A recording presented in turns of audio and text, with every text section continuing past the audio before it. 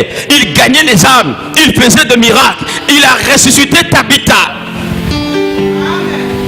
Mais Hérode a dit, je dois étouffer cette étoile. D'abord, il arrête Pierre. On le met en prison. Pierre ne prêche plus. Les malades cherchent Pierre, Pierre n'est pas là. Les gens cherchaient la prédication de Pierre, Pierre n'est pas là. Il était flouté. On l'a mis dans une prison au 4e niveau. Plus bas. Donc il ne peut pas sortir. 4e niveau de la prison. Le lendemain, on devrait le juger, le condamner et le tuer. Le jeter par terre, le tuer. Mais la Bible déclare, l'Église ne cessait d'adresser à Dieu de prières. Alors l'Éternel des armées a envoyé une étoile puissante. Que Dieu t'envoie une étoile. L'étoile de Pierre était en prison au 4e degré. Ça dit qu'il faut dépasser la première prison, la seconde prison. C'est ce qu'on appelle la cellule dangereuse. Dans la nuit, l'ange de l'Éternel, une étoile qui vient, qui passe la première porte, qui passe la seconde porte, qui passe la 3e porte, qui passe la 4e porte. Peut-être que toi aussi tu es dans la prison de la 4e porte. Mais une étoile, parce qu'il y a la rencontre des étoiles. Pour qu'une étoile brille, elle a besoin de rencontrer une autre étoile. Oh, est-ce que je parle à quelqu'un ce matin? Une étoile est descendue plus bas, a trouvé Pierre. L'étoile a touché Pierre comme ça. Les chaînes se sont tombées d'elles-mêmes. Amen. Et l'étoile a attrapé Pierre. Il dit, viens, tu es une étoile. Il prend Pierre, il passe première garde, deuxième. Et l'étoile a fait tomber tous les gardes qui s'endormaient en ronflant. Il traverse et l'étoile l'a mené. Il n'a pas laissé à côté dans la cour de la prison. Il l'a sorti jusque dans la rue, un peu beaucoup plus avancée. Et l'étoile de Dieu lui a dit, Pierre, tu peux continuer ton chemin. Amen. La Bible dit, Pierre disait, je ne suis pas sûr que c'est ça. Je crois que j'ai un rêve. Je rêve que ton rêve devienne réalité au nom de Jésus. Amen. Que l'Éternel des armées t'envoie une étoile, que l'ange de l'Éternel descende. Parce que dans certaines prisons, n'est-ce pas, des sorciers, il faut seulement que les anges descendent.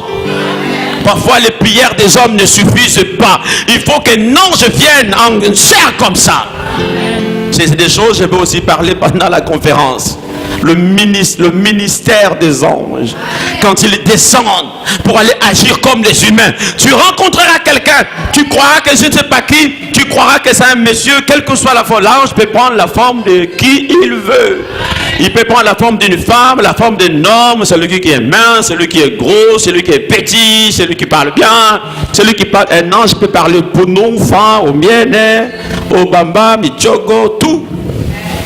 Il te parle à Michogo, toi tu dis non, c'est quelqu'un de mon village. Quel village? Amen.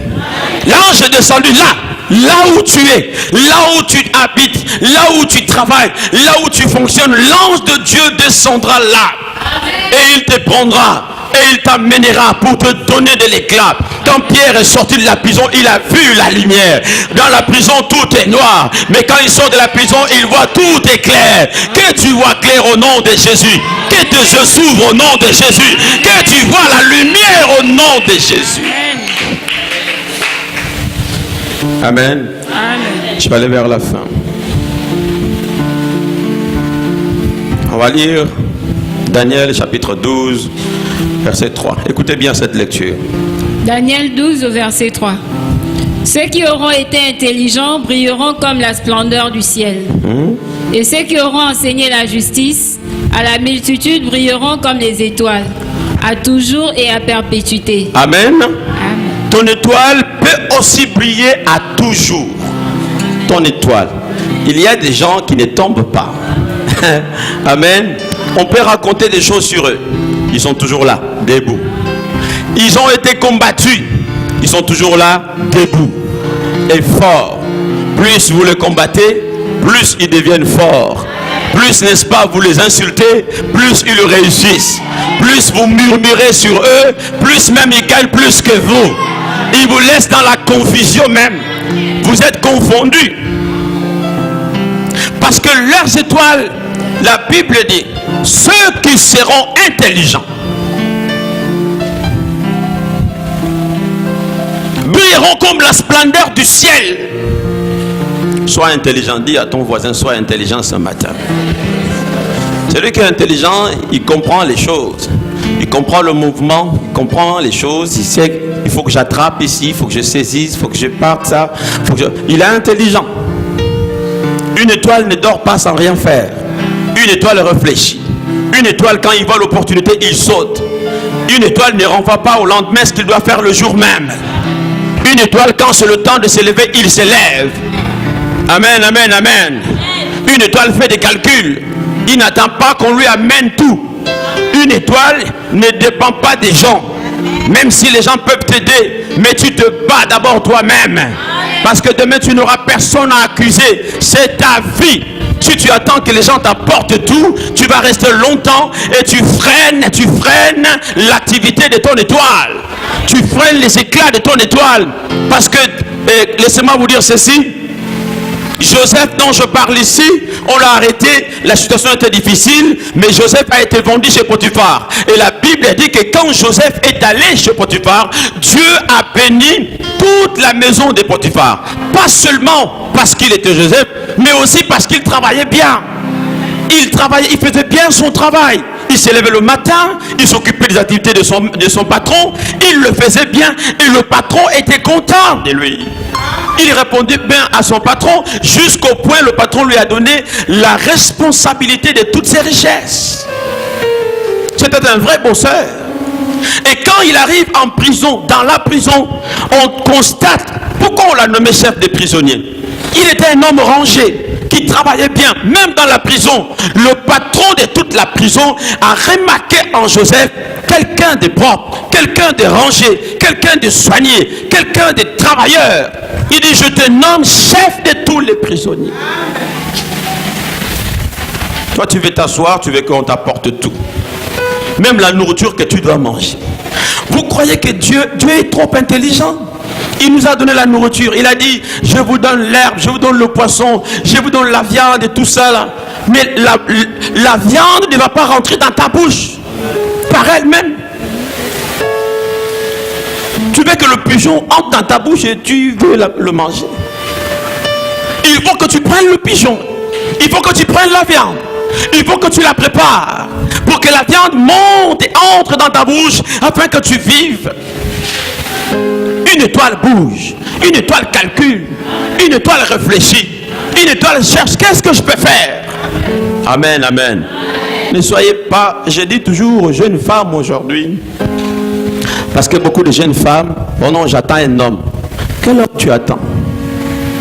J'attends un homme, mais les hommes ne manquent pas. J'attends un homme, et 5 se présentent. Tu regardes Matthieu, Kombila, Oussavou. Tu regardes, parmi eux, il n'y a pas un homme. Amen. Au fait, l'homme que tu attends, tu veux un homme qui viendra t'aider. Ce n'est pas un homme que tu vas aimer, mais un homme qui viendra t'aider. L'homme qui va te sortir de là où tu es. Lui-même, l'homme, il cherche à sortir de là où il est. Qui va sortir qui? Amen. Bats-toi d'abord toi-même. Et vous ne savez pas, quand vous allez chez un homme, vous dépendez de lui à 100%. Savon, crème, cheveux, vernis à ongles, mascara, quoi d'autre encore? Parfum, déodorant, tout. Tu deviens son esclave. Tout ce qu'il va te dire, tu vas faire. Tu dépends de lui à 100%. Il faut que quand l'homme vient, il regarde d'abord ta position, lui-même il te respecte. Tu n'es pas n'importe qui. Amen, amen, amen. Il te respecte. Amen. Et là tu pourras, s'il vient avec n'importe qui, tu lui dis, est-ce que tu m'as regardé? Est-ce que tu m'as regardé là? Amen. Sinon il va te dire à chaque fois, même quand tu seras chez lui à la maison, Je te ramassais là, tu étais dans la poubelle. Sans moi, tu serais déjà morte, toi là. Amen. Et toi tu peux, oui, c'est vrai, oui. Amen, amen, amen. Mais si tu étais quelqu'un, s'il parle, tu peux lui dire, tu m'as vu quand tu m'as rencontré, non? Hein? Il y a une femme un jour, un monsieur, il demandait au monsieur, non, je vais aller au salon. Le monsieur lui a donné 10 000 francs. La femme lui a dit, quoi? Tu m'as regardé. J'ai une tête de 10 000 francs. Ah, donc il y a des têtes de 10 000, des têtes de 15 000, des têtes de 30 000. Le monsieur a eu peur, il a rangé ses 10 000 dans la poche. En fait, la femme voulait dire que non, je ne veux pas dans les salons de 10 000. Je vais plus loin. Le monsieur a dit, je ne suis pas capable de t'amener là-bas. S'il te plaît, on s'oublie. Chacun sa route, chacun son chemin. Amen, amen, amen. Amen. Et je posais la question au monsieur. Et ça s'est passé comment là? Il a dit, bon, un jour après, il m'envoie un texto. Envoie quand même les 10 000. Amen. Une toile doit chercher à briller d'abord elle-même. Avant qu'elle ne fasse la rencontre d'une autre toile, les deux étoiles vont donner un éclat. Toi, tu viens, une étoile qui ne brille pas. C'est comme une pile déchargée à 100%. Et ce n'est même pas une pile rechargeable. Amen, amen, amen, amen. Soit une pile rechargeable. Dès qu'on met un peu le courant, tu développes ce courant-là. Tu exploites ces courants. Tu exploites cette connaissance. Le peu qu'on te donne, tu le multiplies. La Bible dit, Jacob était une pile rechargeable. Le peu qu'il a reçu de son père, il a amené. Il a gagné plus que son père. Le peu qu'on va te donner, tu dois être capable, n'est-ce pas, de le développer. Ne sois pas celui qui prend, qui mange et qui termine tout. Non, le peu qu'on t'a donné, quelqu'un peut venir dans ta vie, il ne te donne pas de l'argent. Il te donne seulement ce qu'on appelle les tuyaux.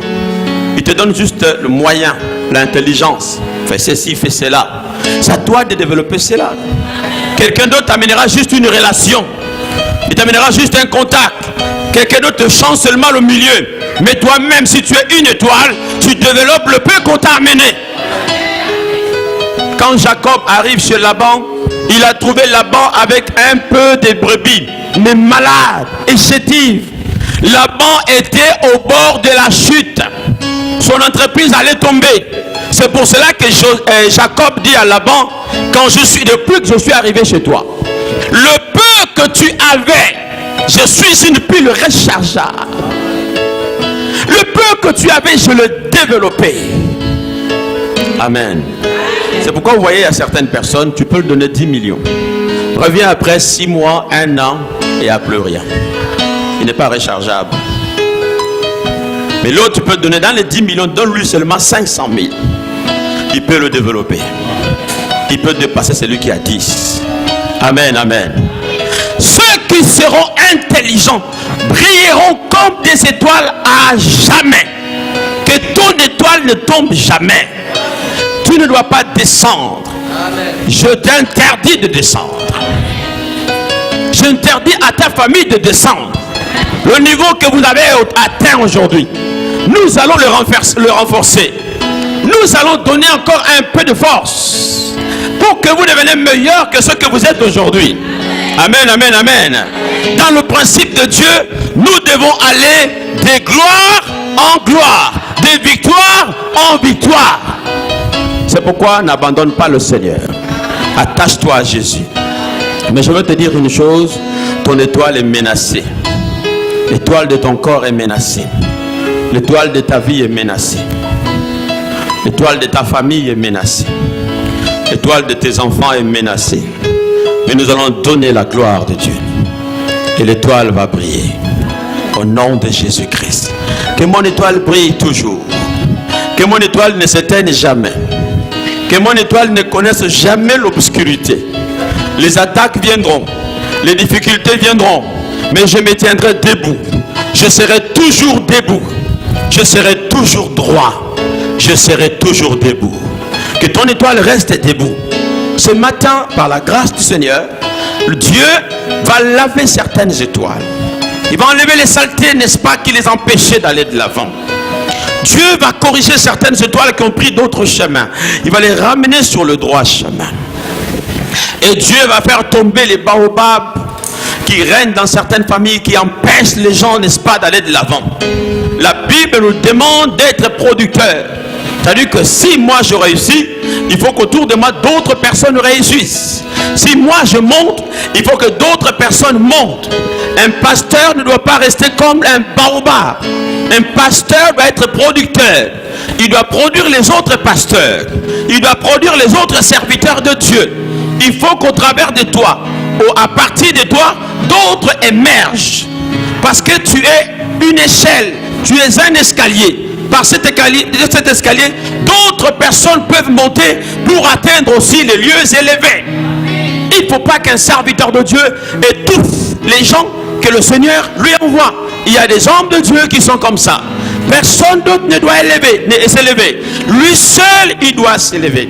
Et ce sont des gens, des personnes, le jour qu'il est fatigué, le jour qu'il est éteint, il n'y a plus rien, tout tombe, tout s'écroule.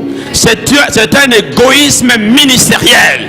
Je veux qu'ici, vous émergez, que les hommes émergent, que les femmes émergent, que les enfants émergent en suivant, n'est-ce pas, le modèle de leur Père. Au nom de Jésus, nous sommes dans l'émergence. Mais l'émergence de Melumo. Amen, amen, amen, amen. Tout le monde doit émerger. Oh, je croyais que tu allais dire amen, eh bien. Que tout le monde émerge au nom de Jésus. Que les garçons émergent au nom de Jésus. Que les filles émergent au nom de Jésus. Tout le monde doit émerger ici.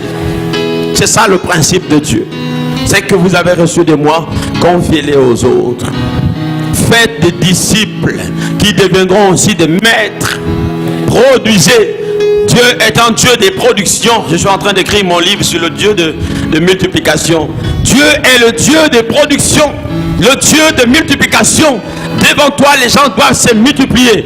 Dans ta maison, les gens doivent se multiplier. Si quelqu'un est arrivé chez toi, qu'il est devenu riche depuis chez toi à la maison, bénis le Seigneur en disant: j'ai produit un riche. J'étais pauvre, mais j'ai produit un riche.